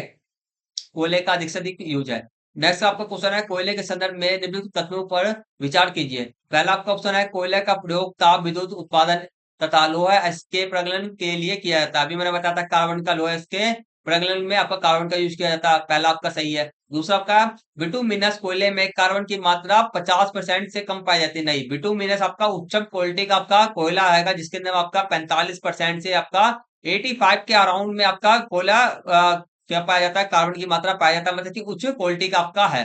नेक्स्ट आपका ऑप्शन है, भारत में सर्वाधिक गोंडवाना कोयला क्षेत्र दामोदर घाटी में स्थित है, दूसरा भी आपका सही है। तीसरा आपका ऑप्शन रहेगा भूरे भूरे कोयले को लिग्नाइट के नाम से जाना जाता है। लिग्नाइट का आप कहाँ पर पाया जाता है? आपका तमिलनाडु के अंदर पाया जाता है। तो ये आपका चौथा भी ऑप्शन सही है। ठीक है, तो हमारे को बताना है उपयुक्त कथनों में से कौन से कथन सही नहीं है, हमारे को बताना है कौन सा कथन हमारा सही नहीं है, दूसरा कथन हमारा सही नहीं है। बी इसका राइट आंसर है। नेक्स्ट क्वेश्चन हमारे सामने है, निम्नलिखित कथनों में से कौन सा युग्म सुमेलित नहीं है, हमारे को बताना है कौन सा युग्म हमारा सुमेलित नहीं है। ठीक है, तो पहला आपका खंड क्षेत्र दिया गया है, ये हमारा दूसरा हमारा क्या है, राज्य हमारे को दिए गए हैं। तो इसका राइट आंसर आपका देखो, इसका राइट आंसर सुमेलित आपका कौन सा नहीं है, ए सुमेलित नहीं है, बेलाडीला। बेलाडीला आपका कहाँ पर है? छत्तीसगढ़ के अंदर में आपका है। ठीक है, बेलाडीला आपका कहाँ पर है? छत्तीसगढ़ के अंदर में आपका है। ये आपका सुमेलित नहीं है, बाकी सारे सुमेलित है। नेक्स्ट क्वेश्चन आपके सामने है, निम्नलिखित में से कौन सा युग्म सुमेलित नहीं है, हमारे को सेम एज इट इज वही बताना है। तो देखो कौन सा सही नहीं है, इसका राइट सबका सी है, बॉक्साइड। बॉक्साइड आपका क्या आएगा? बॉक्साइड आपका, तो बॉक्साइड अधिक कहाँ पे पाया जाता है? उड़ीसा के अंदर में ही पाया जाता है। ठीक है, इसी का आंसर सेम ही है, उड़ीसा ही है। नेक्स्ट क्वेश्चन करते हैं, और अब अपरंपरागत ऊर्जा स्रोत के संदर्भ में निम्नलिखित तत्वों पर विचार कीजिए। सौर ऊर्जा एक मुख्यतः फोटो ठीक है, फोटो वोल्टाइक और सौर तापीय प्रक्रमों पर निर्भर है। ठीक है, ये वाला हमारे को दिया गया है। ठीक है, देखते हैं। नेक्स्ट आपका ऑप्शन है, भारत के पश्चिमी भागों में गुजरात और राजस्थान राज्यों में सौर ऊर्जा के विकास की अधिक संभावना है। ठीक है, ये आपका दूसरा आपका सही है। तीसरा आपका ऑप्शन है, पवन ऊर्जा के लिए पवन की गतिज ऊर्जा को टरबाइन के माध्यम से विद्युत धारा ऊर्जा में बदला जाता है। ठीक है, तो तीसरा भी आपका सही है। ठीक है, टरबाइन की मदद से क्या करते हैं, पवन ऊर्जा को हम विद्युत धारा के अंदर परिवर्तित कर देते हैं, ये भी सही है। नेक्स्ट आपका ऑप्शन रहेगा, चौथा आपका ऑप्शन है, भारत के पूर्वी तटों पूर्वी तटों के पास ज्वारीय ऊर्जा की अधिक संभावना है। ठीक है, तो ये यहाँ पर नहीं है, अधिक संभावना वहां पर नहीं है, कम है। ठीक है, आपका पहला वाला ऑप्शन का राइट है, सौर ऊर्जा मुख्यतः फोटोवोल्टाइक और तापीय और सौर तापीय प्रक्रमों पर निर्भर करता है। सौर ऊर्जा, हाँ, सौर ऊर्जा क्या करता है, सौर ऊर्जा कैसे बनता है? सौर तापीय प्रक्रमों पर सूर्य की ऊर्जा से ही बनता है। ठीक है, तो तीसरा आपका पहला सही है, दूसरा भी सही है, तीसरा भी सही है। ठीक है, तो सही विकल्प को हमारे को चुनना है। ठीक है, चौथा हमारा गलत है। ठीक है, चौथा हमारा गलत है, ताप ऊर्जा अधिकांश संभावना है, नहीं, अधिकांश संभावना नहीं है। इसका राइट आपका पहला दूसरा तीसरा है, ए इसका राइट आंसर है। ठीक है, नेक्स्ट क्वेश्चन करते हैं। नेक्स्ट क्वेश्चन आपके सामने है, माइका, चूना प्रस्थ, ठीक है, चूना प्रस्थ व ग्रेफाइट को वर्गीकृत किया गया है, किसमें वर्गीकृत किया गया है, हमारे को बताना है। इसका राइट आपका डी है, आधात्मिक खनिज। ये सब आधात्मिक खनिज है, मतलब क्या करते हैं, ये आपका इलेक्ट्रिसिटी का फ्लो नहीं करते हैं। नेक्स्ट क्वेश्चन, निम्नलिखित में से दवाइयों में निम्नलिखित में से दवाइयों में किस खनिज के सा उत्पाद को प्रयोग में लाया जाता है? ठीक है, मतलब कि एक ऐसा तत्व है ना, एक ऐसा तत्व है जिसके हर एक इसके जो सा उत्पाद, उसके साथ में पेट्रोलियम के जो इसका सबका पेट्रोलियम ही है। ठीक है, इसके जो पेट्रोलियम के साथ में जो आपका अधिक से अधिक निकलते हैं ना चीज, सब निकलते हैं, सा उत्पाद सब इसमें जो जुड़ते हैं ये, जिससे मिलकर के हमारा क्या बनता है, पेट्रोलियम बनता है। तो इसके अंदर में ऐसे ऐसे तत्व मिलते हैं ना, जो हमारी दवाइयों के अंदर बहुत ज्यादा यूज आते हैं, बहुत ज्यादा। इसमें से आपके सामने में जैसे कि हम सर्दियों के अंदर वैसलीन लगाते हैं, तो वैसलीन में आपका किससे बनता है, पेट्रोलियम से ही बनता है। ठीक है, बहुत सारी दवाइयां वाइयां सेम एज इट इज जो पेट्रोलियम से ही आपके बनते हैं। ठीक है, तो इसका राइट सबका बी है। नेक्स्ट क्वेश्चन आपका आएगा, भूमिगत ताप के उपयोग का पहला सफल प्रयोग किस वर्ष किया गया? भूमिगत ताप के सफल उपयोग कब किया गया था, हमारे को बताना है। ठीक है, सफल उपयोग। ठीक है, तो इसका राइट सबका आएगा, क्या आएगा बताओ? 1990 है, 1980 है। इसका राइट साहब से नेट पे सर्च मारना और मुझे कमेंट सेक्शन में लिख देना। बाकी इसका राइट साहब का सी या डी दोनों में से है, आपसे लोग कंफर्म करके मुझे इस कमेंट सेक्शन में बता देना। सफल प्रयोग आपका 1990 के अंदर में किया गया। ठीक है, बता दिया पहले ही मैंने, कोई बात नहीं। नेक्स्ट क्वेश्चन आपका आएगा 15, पवन ऊर्जा के लिए किन राज्यों में अनुकूल परिस्थितियां विद्यमान है? पवन ऊर्जा के लिए मतलब कि पवन ऊर्जा के लिए अधिक से अधिक जहां पर हवा तेज चलती हो, कौन कौन से राज्य ऐसे हैं? ठीक है, तो इसका राइट सबका सी है, राजस्थान आपका हो गया, राजस्थान हो गया, गुजरात हो गया, वह कर्नाटक, इसके राइट आंसर आपके हैं। ठीक है, इसी वाले चैप्टर के लास्ट हमारा क्वेश्चन है, आपके सामने है। ठीक है, निम्नलिखित में से कौन सा युग्म गलत है, हमारे को बताना है, कौन सा युग्म हमारा गलत है, हमारे को बताना है। इसका राइट सबका बी है, महाराष्ट्र, ठीक है, महाराष्ट्र कोरमा, ठीक है। ये कोरमा जो आपका हैगा महाराष्ट्र के अंदर में नहीं है, आपका छत्तीसगढ़ के अंदर में है। इसके अंदर में आपका हैगा छत्तीसगढ़ के अंदर में आपका है, ठीक है। अब हम नेक्स्ट चैप्टर के क्वेश्चन को करेंगे, फटाफट से बढ़ते हैं नेक्स्ट चैप्टर की ओर। टोटल हमारे कितने 5 चैप्टर हमने कंप्लीट कर लिया। अब हमारा 6वां चैप्टर हमारा चल रहा है, जिसका नाम क्या है, भारत के संदर्भ में नियोजन एवं सतत पोषणीय विकास। चलो करते हैं इसके क्वेश्चनों को। आई होप दैट आप सब स्टूडेंट को, जितने भी क्वेश्चन आप स्टूडेंट को मैं करा रहा हूँ, सारे सारे समझ में आ रहा होगा। किसी भी क्वेश्चन के अंदर में किसी भी प्रकार का दिक्कत परेशानी आपके पास ना हो, और दिक्कत परेशानी किसी भी क्वेश्चन के अंदर में किसी भी प्रकार का हो, छोटा डाउट हो बड़ा डाउट हो, तो बेझिझक, ठीक है, बिना किसी समय वाय कुछ भी, ठीक है, मुझसे क्वेश्चन कमेंट सेक्शन के अंदर में क्वेश्चन को पूछ लेना, मैं आपको आंसर जरूर दे दूंगा, ठीक है, जरूर दूंगा 100%।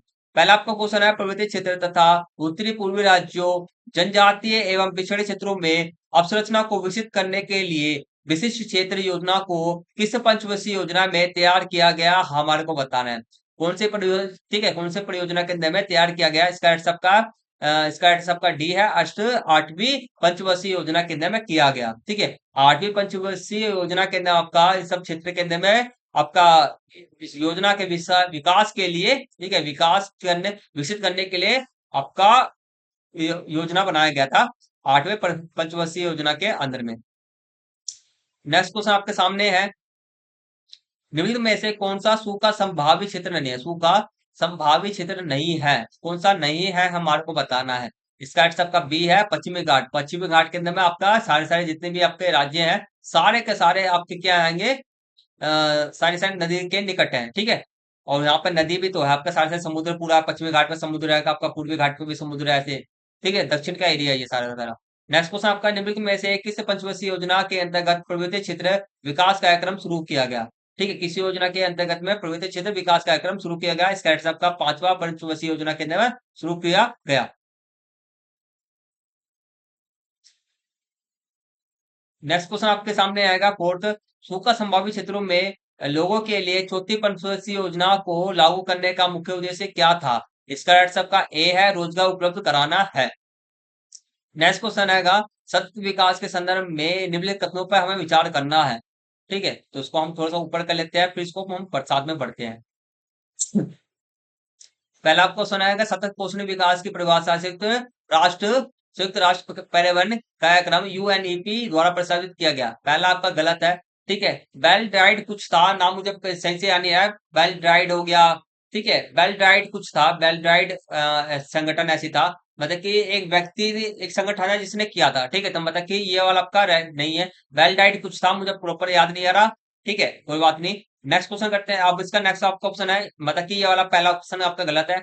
दूसरा आपका ऑप्शन आएगा, यह एक ऐसा विकास है जिसमें भविष्य में आने वाली पीढ़ियों को की आवश्यकताओं की पूर्ति को प्रभावित प्रभावित किए बिना वर्तमान पीढ़ी द्वारा अपनी आवश्यकताओं को पूर्ति करना है, ठीक है। दूसरा आपका ऑप्शन सही है, तो हमारे को बताना है इसमें सही विकल्प को हमें चयन करना है। कौन सा हमारा सही है, हमारा दूसरा हमारा केवल सही है, दूसरा हमारा केवल सही है। नेक्स्ट क्वेश्चन करते हैं। नेक्स्ट क्वेश्चन आपके सामने है, निम्न में से कौन से युग सुमेलित नहीं है। निम्न में से कौन सा युग सुमेलित नहीं है, हमें बताना है। इसका आंसर सबका सी है, विधि और समानता, महात्मा गांधी, ये आपका नहीं है, बाकी सारे आपका सही है, ठीक है। द पॉपुलेशन बम आपका एहरलिच, याद रखना। द लिमिटेड टू ग्रोथ मिडोस मिडोस, ये आपका याद रखना, ठीक है, बाकी तो ये याद कर लेना। नेक्स्ट आपका क्वेश्चन है, ये दो तो याद कर ही लेना। नेक्स्ट क्वेश्चन है, भरमौर जनजाति क्षेत्र के संदर्भ में निम्नलिखित में से कौन सा सही नहीं है, ठीक है। भरमौर जनजाति क्षेत्र के अंदर निम्न में से कौन सा सही नहीं है, हमारे को बताना है। इसका पहला आपका ऑप्शन है, इस क्षेत्र में चम्बा जिले के 2 तहसीलें भरमौर और वह होली शामिल है, ठीक है, दोनों पहला सही है। दूसरा आपका है, यह अधिसूचित जनजाति क्षेत्र नहीं है, यह अधिसूचित जनजाति क्षेत्र नहीं है, ये आपका गलत है, ठीक है। कौन सा सही नहीं है हमारा बताना था, तो बी सही नहीं है, यह एक अधिसूचित जनजाति क्षेत्र है, ठीक है, दूसरा आपका गलत है। नेक्स्ट क्वेश्चन करते हैं। नेक्स्ट क्वेश्चन आपका सिंपल सा क्वेश्चन है, निम्नलिखित आयोगों में से किसने योजना आयोग का स्थान ले लिया। नीति आयोग, सिंपल सा। नेक्स्ट क्वेश्चन आपके सामने है, इंदिरा गांधी नहर के संदर्भ में निम्नलिखित में से कौन सा कथन सही नहीं है? इंदिरा गांधी नहर के संदर्भ में कौन सा कथन सही नहीं है? पहला आपका ऑप्शन है, इसे पहले राजस्थान नहर के नाम से जाना जाता, पहला सही है। दूसरा आपका ऑप्शन है, यह नहर पंजाब में हरी के बांध से निकलती है, ये भी सही है। तीसरा आपका ऑप्शन है, यह नहर पाकिस्तान सीमा के समांतर बहती है, ये भी सही है। तीसरा आपका ऑप्शन गलत है, यह नहर से इस नहर से राजस्थान सबसे कम लाभान्वित हुआ। तो सबसे ज्यादा लाभान्वित हुआ भाई, राजस्थान के अंदर में सबसे ज्यादा लाभान्वित भी तो राजस्थान ही होगा ना। ठीक है, नेक्स्ट क्वेश्चन आपके सामने है, नीचे दिए गए कथनों का ध्यान से अध्ययन कीजिए।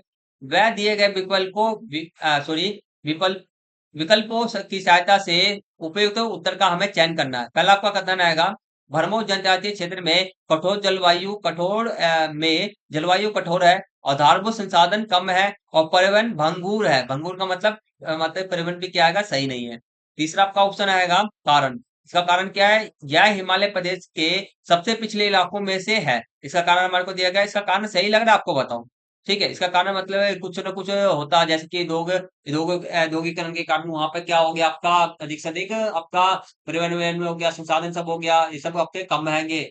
ठीक है, तो ये आपका तो ये कारण सही नहीं है ना, कारण आपका गलत है। ठीक है, तो बताओ कौन सा आपका इसका सबका सी है, दोनों कथन, सॉरी ये कथन नहीं है, डी इसका आंसर रहेगा, कथन ए सही है और कथन दूसरा आपका वह कथन दूसरा आपका गलत है।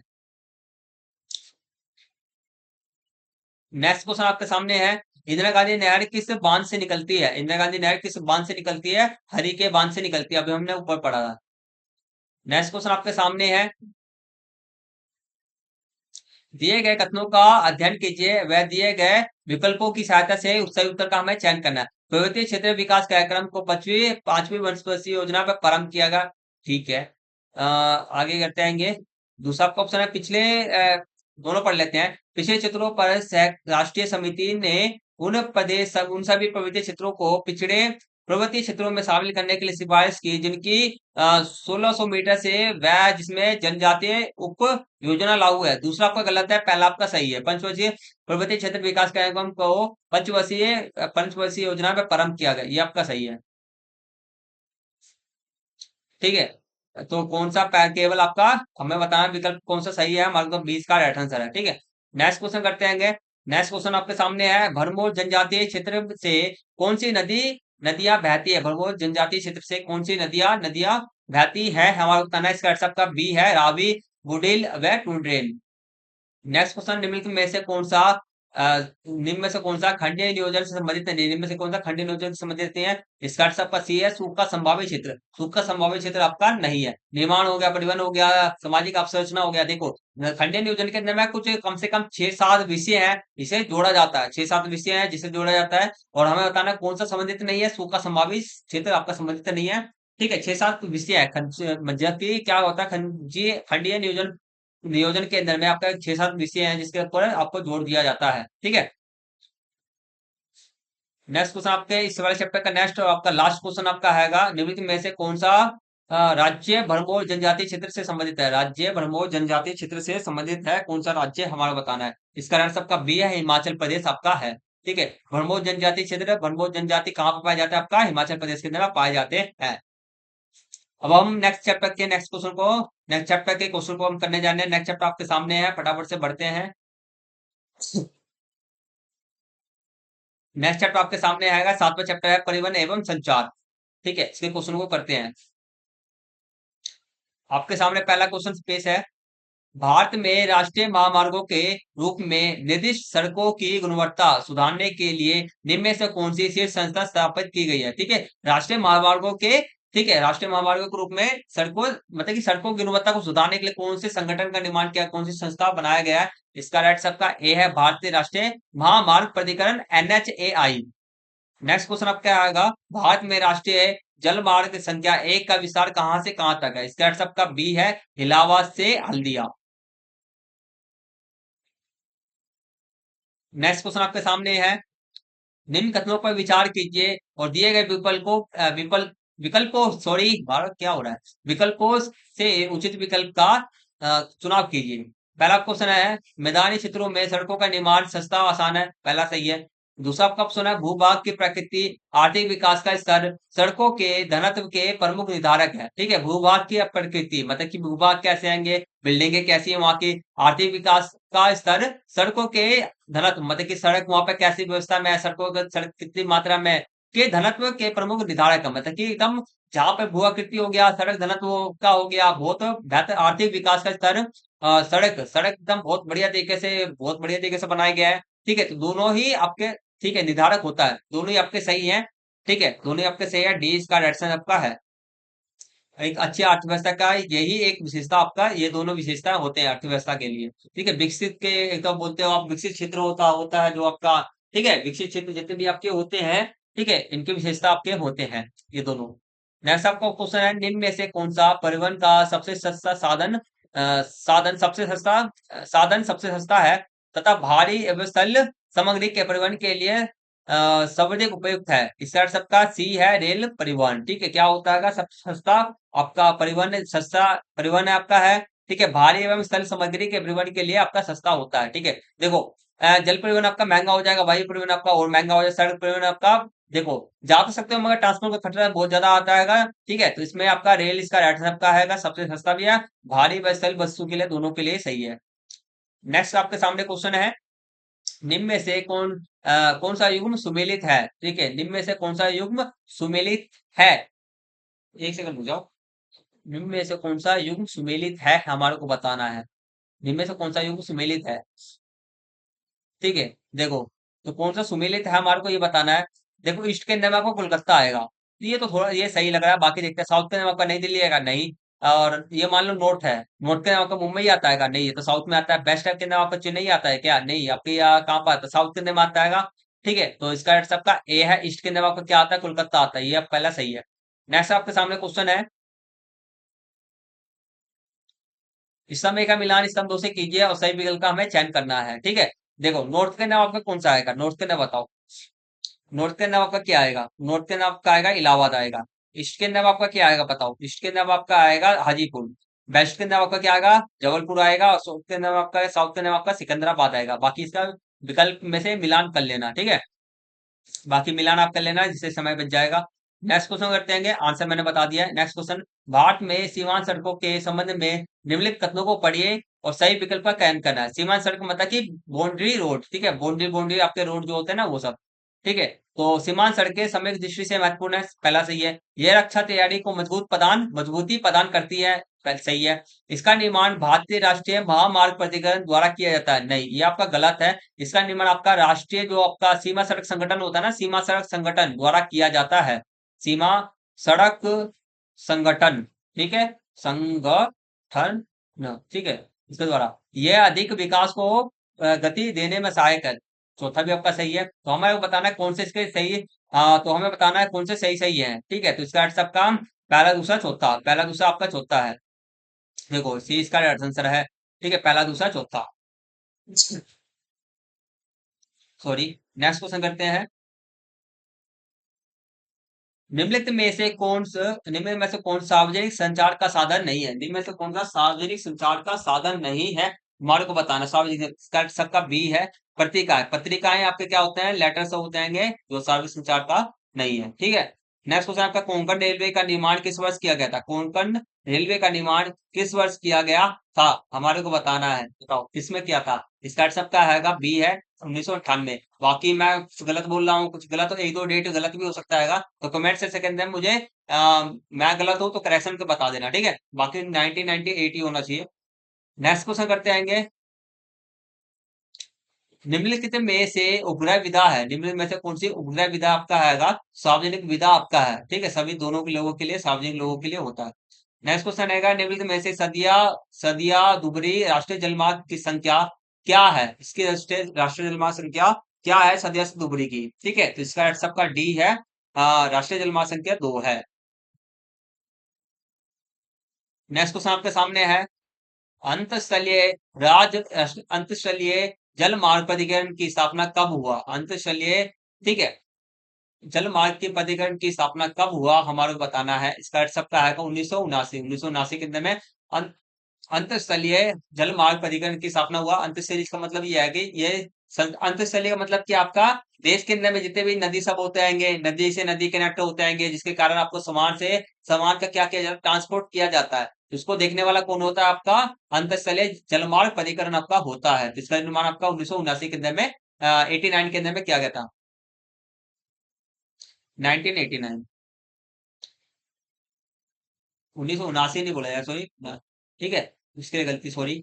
नेक्स्ट क्वेश्चन आपका है, भारत के राष्ट्रीय महामार्ग के महामार्ग के संबंध में निम्नलिखित कथनों को पढ़िए व सही विकल्प का हमें चयन करना है। राष्ट्रीय महामार्ग, ठीक है, राष्ट्रीय जल महामार्ग।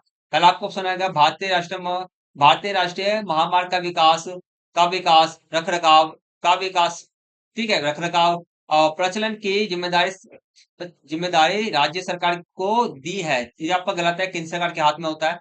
दूसरा आपका ऑप्शन आएगा, ये सड़कें पड़ोसी देशों के बीच भारत के साथ प्रभावी संपर्क को उपलब्ध कराने एवं सुविधा सद्भावना पूर्वक संबंधों को बढ़ावा देते हैं। दोनों ही आपका गलत है, नहीं करते हैं, ठीक है। अपने देश के अंदर में आपके देश के अलग अलग क्षेत्रों को और अलग राज्य को जोड़ने के लिए बनाए जाते हैं, ठीक है। तो दोनों ही आपके गलत है, डी इसका आंसर है। नेक्स्ट क्वेश्चन आपके सामने है, निम्नलिखित में से भारत में सबसे अधिक सड़क लंबाई कौन सी सड़कों की है? सड़क लंबाई सब कौन सी सड़कों की है? इसका राइट सबका डी है, ग्रामीण सड़कों की लंबाई सबसे ज्यादा अधिक। लंबाई की बात करें, लंबाई के अंदर में, ठीक है, लंबाई के अंदर में।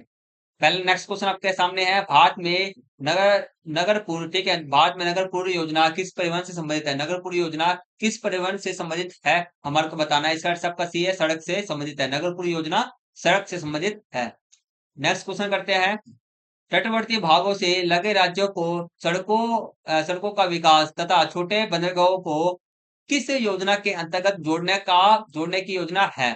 ठीक है, तो इसका सबका सी है, भारतमाला। क्या आएगा? तटवर्ती भागों से लगे राज्यों को, ठीक है, ये मान लो तटवर्ती भाग है, सब है, तो ये लगे राज्यों को, ये सब क्या मान लो, ये सब राज्य है, और छोटे छोटे बंदरगाह है, सब राज्यों को, मतलब कि सभी राज्यों को, इन सब तटवर्ती क्षेत्रों को क्या करना आएगा? सड़क का निर्माण किया गया यहाँ सब पे, जिसके कारण क्या हो, बंदरगाह से वह जुड़ सके, ठीक है। तो इसका कौन सी योजना द्वारा किया गया? भारतमाला योजना द्वारा किया गया। नेक्स्ट आपका लास्ट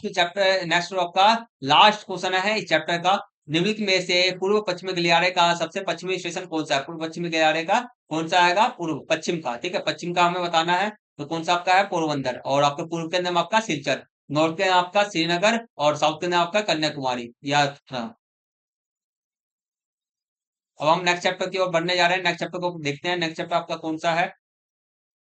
नेक्स्ट चैप्टर आपके सामने है, अंतरराष्ट्रीय व्यापार, ठीक है। इसके बाद में हमारा एक और चैप्टर है लास्ट, बस, ठीक है, फटाफट से कंप्लीट करते हैं। और आई होप आपसे लोग बोर नहीं हो रहे।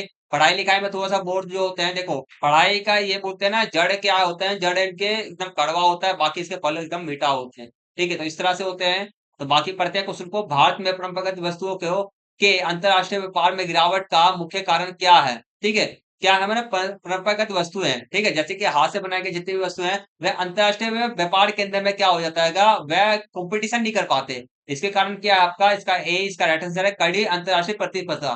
प्रतिस्पर्धा, अंतरराष्ट्रीय व्यापार के अंदर में क्या है? कड़ी प्रतिस्पर्धा हैगा। वहां पे भी और भी उन्नत क्वालिटी वाले सामान सब आएंगे। और प्लस में बात किया गया, जब आप देखो हाथ से बने हुए जितने भी चीज होते हैं वह महंगे होते हैं, ठीक है जी। और जितने भी आपके औद्योगिकरण उद्योगों द्वारा जो वस्तु बनाए जाते हैं वह क्या होते हैं? सस्ते होते हैं, ठीक है।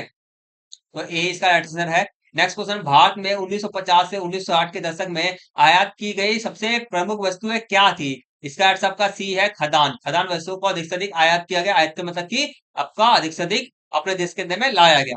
नेक्स्ट क्वेश्चन आपके सामने हैगा, भारत में प्रमुख पत्तनों के संबंध में डैश नीतियां बनाती है, और तथा छोटे पत्तनों के लिए डैश नीतियां बनाती है, और नियम नियामक, ठीक है, और नियामक क्रियाएं निभाती है। मतलब कि जो प्रमुख पत्तन होते हैं उसको केंद्र सरकार नीतियां बनाती है, कि जो छोटे पत्तन होते हैं उसको राज्य सरकार नीतियां बनाती है, और वही नियम कायदे कानून को वह ये दोनों के दोनों देखते हैं। नेक्स्ट क्वेश्चन आपके सामने है, निम्न तथ्यों पर विचार कीजिए और दिए गए विकल्पों की सहायता से सही उत्तर का हमें चयन करना है। अभी कथन आपके सामने है, भारत में 1960 के आयात में खदान प्रमुख मत था।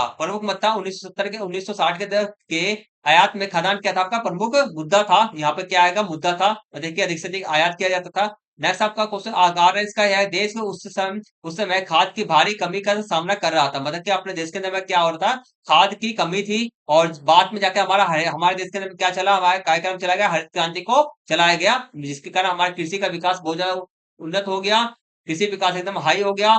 और इसका राइट सबका कौन सा है, इसका राइट सबका बी है का, दोनों कथन सही है, सही वाक्य भी करता है। ठीक है, इसके बाद में हरित क्रांति को चलाया गया हमारे देश के अंदर में से, फिर हमारे देश में से हमारा जो खाद्यान्न की व्यवस्था, जो खाद्यान्न का था ना, खाद्यान्न की प्रॉब्लम भी सोल्व हो गया। ठीक है, नेक्स्ट क्वेश्चन आपके सामने आएगा, भारत में ऊर्जा संकट 1973 के प्रत्यक्ष प्रभाव निम्नलिखित में से कौन सा है। मतलब कि हमारे देश के अंदर में क्या हुआ, ऊर्जा संकट आया था 1973 के अंदर में, उसका प्रत्यक्ष प्रभाव मतलब कि कौन सी चीज पे क्या पड़ा, हमारा प्रभाव पड़ा, हमारे को बताना है। ठीक है, तो इसका राइट सबका ए है, आयात बजट बढ़ गया, आयात का जो बजट था आपका बढ़ गया था। ठीक है, आयात का बजट मतलब कि जो हम दूसरे देशों से सामान को मंगाया करते थे, उसका बजट क्या हो गया, महंगा हो गया था। नेक्स्ट क्वेश्चन आपके सामने है, निम्न कथनों पर विचार कीजिए और दिए गए विकल्पों की सहायता से सही उत्तर का हमें चयन करना, सही उत्तर चयन करना। पहला आपका ऑप्शन है भारत खाद्य तेलों एवं दालों का आयात करता है। ठीक है, मतलब क्या करता था, आयात करता था। ठीक है, खाद्य तेलों का, दालों का आयात करता मतलब मंगाता था दूसरे देशों से। बाकी भारत एक कृषि की दृष्टि से समृद्ध देश है। ठीक है, क्या है, कृषि की दृष्टि से एक क्या है, समृद्ध देश भी है। ठीक है, सही बात है, दोनों सही है, आयात भी करता है और कृषि की दृष्टि से मतलब कि उतनी मात्रा में नहीं हो पा रहा है, मगर सक्षम है उगाने में। ठीक है, तो दोनों ही इसका राइट आंसर है, दोनों ही कथन आपके सही है। नेक्स्ट क्वेश्चन आपके सामने है, निम्नलिखित में से कौन सा पतन देश के पश्चिमी एवं उत्तर पश्चिमी भागों की आवश्यकताओं को पूरा करने के लिए विकसित किया गया। क्या आएगा, देश के पश्चिमी और उत्तर पश्चिम भागों की आवश्यकताओं को पूर्ति क्या किया जाए, देश देश का, ठीक है, के पूर्ति करने के लिए विकसित किया गया। ठीक है, कौन से पतन का विकसित किया गया, इसका आपका सी है, कांडला पतन को विकसित किया गया। देश के कौन सा पतन, देश के पश्चिमी भागों, देश के पश्चिमी भागों को करने के लिए। ठीक है, उनकी जरूरतों को पूरा करने के लिए। एक सेकंड रुकेंगे बस थोड़ा सा, जिससे कि मैं अपने लैपटॉप को चार्जर में लगा दिया जाए। एक सेकंड रुकेंगे बस।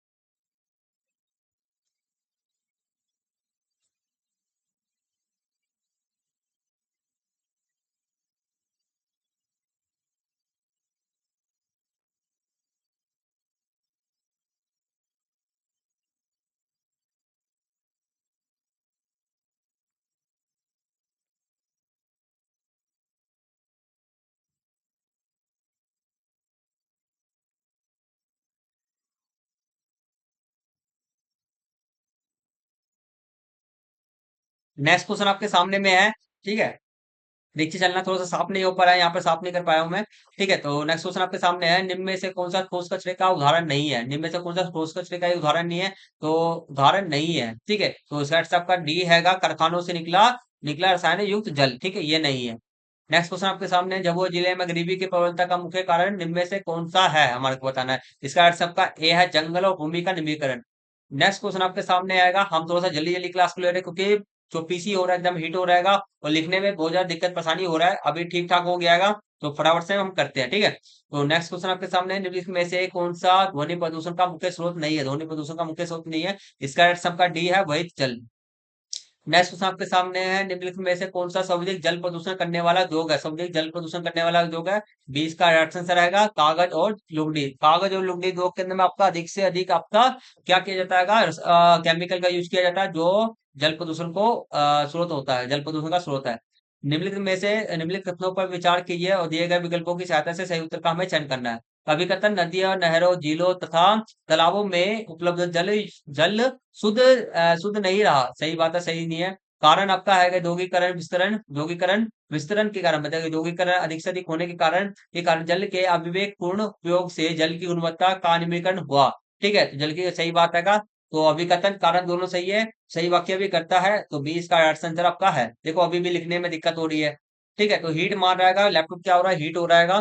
ठीक है, इसलिए क्लास को हम फटाफट से कंप्लीट कर रहेंगे। आपका 11वां क्वेश्चन, निम्नलिखित में से कौन सा जल स्रोतों के जैव प्रणाली को नष्ट करता है, जैव जल स्रोतों के जैव प्रणाली को क्या करता है, मतलब कि जल की गुणवत्ता को क्या करता है, नष्ट हो जाता है, आपको खराब करता है। ठीक है, कौन सा हैगा, तो आपका इसका आंसर हैगा ए है। मेरी बातों से सुन जाना, लिखने में थोड़ा सा दिक्कत हो रहा है, इसका आंसर आपका ए है, जो कि कचरा। नेक्स्ट क्वेश्चन आपके सामने है, निम्नलिखित तत्वों पर विचार कीजिए और दिए गए विकल्पों की सहायता से सही उत्तर का हमें चयन करना है। ठीक है, अभिकथन पहला दिया गया हमारे को, भारत में लगभग एक चौथाई संचरीय रोग जल जनित होता है। ठीक है, मतलब कि जल के द्वारा हमारा क्या रहेगा, एक चौथाई 25% आपका क्या होता है, रोग होता है, बीमारियां होती हैं। दूसरा आपका कथन है, जल प्रदूषण विभिन्न विभिन्न प्रकार की जल जनित बीमारियों का एक प्रमुख स्रोत भी है। ठीक है, तो ये भी सही है, का दूसरा भी आपका दोनों ही कथन सही ही है, तो ए इसका राइट आंसर हो गया। नेक्स्ट क्वेश्चन आपके सामने है, निम्नलिखित तत्वों पर विचार कीजिए और दिए गए विकल्पों की सहायता से सही उत्तर का हमें चयन करना है। पहला कथन आपके सामने आएगा, ध्रुव कोहरा। ठीक है, ध्रुव कोहरा मानव स्वास्थ्य के लिए अत्यंत घातक सिद्ध हैगा। हाँ सही है। वायुमंडलीय प्रदूषण के कारण ध्रुव कोहरा होता है। वायुमंडलीय प्रदूषण के कारण क्या होता है, आपका ध्रुव कोहरा होता है। ठीक है, तो आपका दोनों ही सही है, सही वाक्य भी कर रहा है, सी इसका राइट आंसर हो गया। ठीक है, नेक्स्ट क्वेश्चन करते हैं, निम्नलिखित में से कौन सा ध्वनि प्रदूषण का एक स्रोत है, ध्वनि प्रदूषण का एक स्रोत है। ए इसका राइट आंसर रहेगा सायरन और लाउड स्पीकर। नेक्स्ट क्वेश्चन आपके सामने है, गंदी बस्तियों में लोगों को निम्नलिखित में से कौन सा उदासीन के प्रति उन्मुख करता है। उदासीन के गंदी बस्तियों में लोगों को निम्नलिखित में से कौन सा उदासीन के रूप में उन्मुख करता है। मतलब कहने का मतलब क्या, गंदी बस्तियों के अंदर लोगों का जो रहन सहन हैगा, हर एक चीज हो गया, शिक्षा का व्यवस्था हो गया, अपना रहना सहना हो गया, खाना पीना हो गया, हर चीज को क्या चीज प्रभावित करता है आपका हैगा, बी इसका राइट आंसर हैगा, गरीबी प्रभावित करता हैगा। ठीक है, जिसके कारण वह उन्नति की ओर आगे बढ़ नहीं पाते हैं। नेक्स्ट क्वेश्चन आपके सामने है, निम्नलिखित में से, सॉरी एक सेकंड रुकेंगे, निम्नलिखित में से कौन सा ध्वनि प्रदूषण का कारण नहीं है, तो निम्न में से कौन सा ध्वनि प्रदूषण का कारण नहीं है, डी इसका राइट आंसर रहेगा, साइकिल नहीं है। नेक्स्ट क्वेश्चन आपके सामने है, नेक्स्ट। ठीक है, निम्नलिखित में से कौन सा भूमि प्रदूषण का कारण नहीं है। ठीक है, भूमि प्रदूषण का कारण नहीं है, डी इसका राइट आंसर रहेगा, जैविक कृषि आपका भूमि प्रदूषण का कारण नहीं है। नेक्स्ट आपका लास्ट क्वेश्चन आएगा, 142 का आपका लास्ट क्वेश्चन आएगा। ठीक है, 142वां लास्ट क्वेश्चन आपका आएगा, निम्नलिखित में से कौन सा भूमि निमीकरण का अभिप्राय है। ठीक है, भूमि निमीकरण का अभिप्राय है हमारे को बताना है, 20 का राइट आंसर रहेगा, स्थायी और अस्थायी पर भूमि की उत्पादकता में कमी। भूमि की उत्पादकता में कमी आपका भूमि निमीकरण कहलाता है। ठीक है, तो इसी प्रकार से आपसे स्टूडेंट क्या 142 142 एमसी क्वेश्चन मैंने कंप्लीट करा दिए। आशा करता हूँ स्टूडेंट को हर एक क्वेश्चन एकदम बढ़िया तरीके से समझ में आ गया होगा। किसी भी क्वेश्चन में किसी भी प्रकार का दिक्कत परेशानी कुछ भी हो तो आप मुझे कमेंट सेक्शन में लिख देना, आपको मैं आंसर दे दूंगा, समझा दूंगा एकदम बढ़िया तरीके से। और आपसे स्टूडेंट को मैं जाते जाते देखो, अब हम अपनी क्लास को फिनिश करते हैं, जाते जाते मैं ये कहना चाहता हूँ आप सभी स्टूडेंट, देखो इससे पहले मैं आपको टोटल मैंने 17 एमसी क्वेश्चन 17 क्लासेस में इससे पहले मैं ले चुका हूँ। सभी के अंदर आपसे स्टूडेंट को मैंने देखो जो ज्यादा देखो 50-60 क्वेश्चन हो गया, 100 प्लस क्वेश्चन हो गया, उसमें तो टाइम लगेगा ही लगेगा। ठीक है, जैसे कि 142 है, 142 क्वेश्चन है, उसमें तो टाइम लगना ही लगना है भाई। ठीक है, इसमें तो टाइम लगेगा ही लगेगा। और बाकी इससे पहले मैंने कई 17-17 वाले कम से कम 5-6 क्लासेस मैंने लिए हैं, 17-17 एमसी क्वेश्चन के। ठीक है, किसी में मैंने 51 लिए, 50-50 लिए, 60-60 भी लिएंगे, और 100 प्लस मतलब कि 100 प्लस के मैंने 2 क्लासेस लिए हैं। ठीक है, तो भाई उसमें तो टाइम लगेगा। ठीक है, तो जो भी टाइम लगेगा कोई बात नहीं है, मेन मुद्दा ये है, मेन गोल हमारा ये है कि हमारे सीटी एग्जाम के अंदर में, हमारे क्लास 12 के एग्जाम के अंदर में हमारे 80 में से 80 मार्क्स, 250 में से 250 मार्क्स हमारे पक्के हो जाना चाहिए। ठीक है, तो मेन गोल हमारा ये रहना चाहिए। आपके पास अभी भी बहुत ज्यादा समय आएगा, आप सब स्टूडेंट कर सकते होगे, थोड़ा थोड़ा भी पढ़ोगे। देखो मैं इतना कहना चाहता हूँ, आप सब स्टूडेंट पूरा पढ़ो ना पढ़ो, ठीक है, मैं हमेशा देखो, मैं अपने एक वीडियो के अंदर में हर एक क्लास में मैं ये कहता हूँ, ठीक है, क्लास में ये कहता हूँ, देखो आप सब स्टूडेंट मेरी वीडियो को सोच रहे पूरा देखो ना, देखो मेरे जहां तक भी आप सब स्टूडेंट देख रहे हो ना, वहां तक एकदम सही से पढ़ो, सही से एकदम फोकस होकर के पढ़ो। ठीक है, इससे आपको क्या फायदा रहेगा, जहां तक भी आप सब स्टूडेंट पढ़ रहे हो ना, मैं आपको एक चीज, एक हर एक क्वेश्चन जो आपको मैं कराता हूँ, सारे के सारे very very most important question कराता हूँ। एक क्वेश्चन भी ये नहीं होगा बेकार क्वेश्चन रहेगा, नहीं आने वाला, ऐसा बिल्कुल भी नहीं होता है। ठीक है, तो उसी प्रकार से मैं इसी का एग्जांपल आपको मैं देना चाहता हूँ। ठीक है, आप तो स्टूडेंट मेरी क्लासों को, पहली क्लास को देख लेते हो, दूसरी क्लास को देख लेते हो, तीसरी चौथी पांचवी तक को देख लेते हो, तो वहां से भी आपको बहुत ज्यादा फायदा मिल जाएगा। ठीक है, क्योंकि देखो आपके कितने क्वेश्चन रहते हैं, आपके एग्जाम कितने में टोटल 50 क्वेश्चन आपके आएंगे। 50 में से मान के चलो आपके 10 क्वेश्चन वहां से कंप्लीट हो गए। ठीक है, 10 नहीं 20 क्वेश्चन है, 20-25-20 क्वेश्चन के आसपास में आपके कंप्लीट हो गए, तो भाई है ना प्रॉफिट का भाव बात। ठीक है, तो वही मेन बात ये है। और आपको मैं एक और चीज कहना चाहता हूँ, जितने अधिक से अधिक क्वेश्चनों की प्रैक्टिस करोगे, उतना ही क्वेश्चन आपके माइंड के अंदर में प्रैक्टिस हो जाएंगे। और बोलते हैं ना, प्रैक्टिस मैन परफेक्ट। ठीक है, प्रैक्टिस से करने से मैन क्या हो जाता है, परफेक्ट हो जाता है। तो उसी प्रकार से आपसे स्टूडेंट को 250 एग्जाम में, सीयूटी एग्जाम 2025 में 250 में से 250 मार्क्स लाना है। क्लास 12 के अंदर में आपके मिड टर्म में, बोर्ड, प्री बोर्ड में, और आपका फाइनल बोर्ड एग्जाम के अंदर में, ठीक है, आपके 80 में से 80 मार्क्स लाने हैं, तो सॉरी 17 में से 17 मार्क्स लाने हैं, तो भाई मेहनत तो करनी पड़ेगी, अधिक से अधिक क्वेश्चनों की प्रैक्टिस तो करनी पड़ेगी, ठीक है। तो करना तो वीडियो देखो, आपको लाना है, कुछ करना है तो कुछ पाना करना तो पड़ेगा ही कुछ, ठीक है। तो भाई पढ़ाई तो करनी पड़ेगी, ठीक है। तो आज की क्लास को हम यहीं पे फिनिश करते हैं। आपसे स्टूडेंट हमारे यूट्यूब चैनल पे नए हैं तो हमारे चैनल को सब्सक्राइब करना, ब्लैक बटन को ऑन पे सेट कर लें, क्योंकि मैं आपके लिए ऐसी ही इंपॉर्टेंट क्लासेस लेते रहता हूँ। तो हमारे साथ में जुड़ जाओ, आपको फायदा ही फायदा होगा। और बेल आइकन बटन को ऑन पे सेट कर लो, ताकि आपको नेक्स्ट वीडियो का नोटिफिकेशन आपको फर्स्ट मिले, जल्दी से जल्दी आपको पहले मिल जाए।